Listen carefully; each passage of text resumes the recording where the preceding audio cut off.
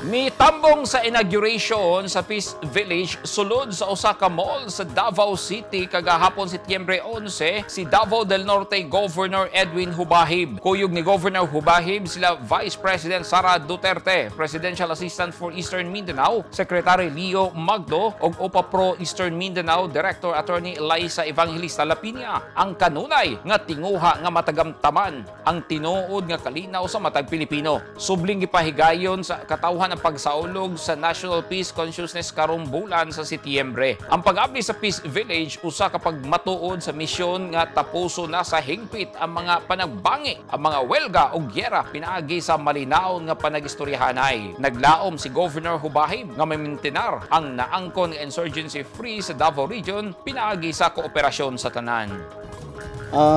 Ang purpose ato nga ang atong mga kaigsunan or ang mga different agencies naay kung baga murag naasay oficinas within sa SM Ecoland para dito ipadangat kung unsa man ang mga activity o unsa man pod ang kalihukan sa Region 11 sa per provinces and sa atong highly urbanized cities nga mao ang Davao nga adunay mo receive alang sa tanan para nga mas atong mapaigting ang atong pag-sustain karon sa atong gain as insurgency free Region 11.